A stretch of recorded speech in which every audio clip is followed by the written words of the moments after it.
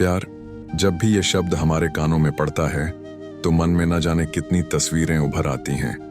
लेकिन एक तस्वीर है जो सदियों से हर दिल में बसी है, राधा और कृष्ण की तस्वीर। उनकी प्रेम कहानी सिर्फ एक कहानी नहीं, बल्कि भक्ति और समर्पण का वो सागर है जिसकी गहराई आज तक कोई नहीं नाप सका।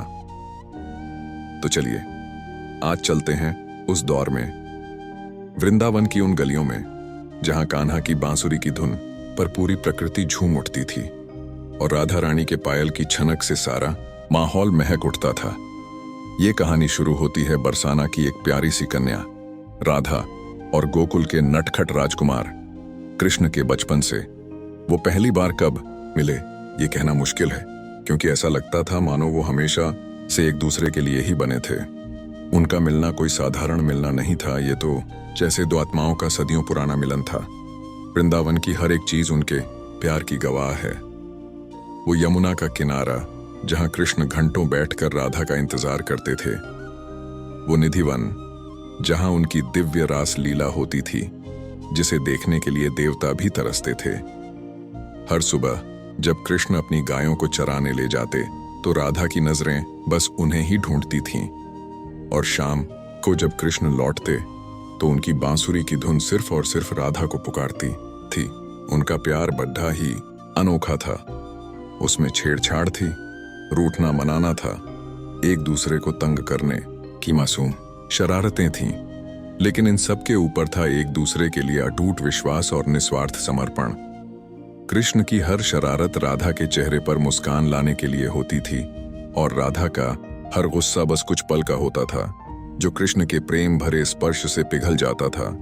लेकिन हर खूबसूरत कहानी में एक मोड़ आता है। समय का पहिया घुमा और कृष्ण को अपने जीवन के उद्देश्य को पूरा करने के लिए वृंदावन छोड़कर जाना पड़ा। वो दिन वृंदावन के इतिहास का सबसे दर्द भरा दिन था।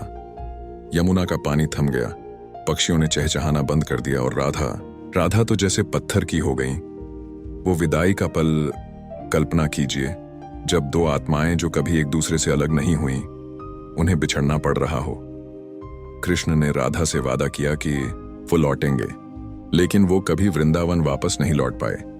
यहां से उनकी प्रेम कहानी एक नए स्तर पर पहुंचती है। अब वो शारीरिक रूप से साथ नहीं थे, लेकिन उनकी आत्माएं हमेशा जुड़ी रहीं। कृष्ण द्वारका के राजा बन गए, उन्होंने धर्म की स्थापना की, महाभारत के युद्ध का मार्गदर्शन किया, लेकिन उनके दिल के एक कोने में वृंदावन और उनकी राधा हमेशा बसी रहीं। और राधा, उन्होंने अपना पूरा जीवन कृष्ण के प्रेम और उनकी याद में बिता दिया।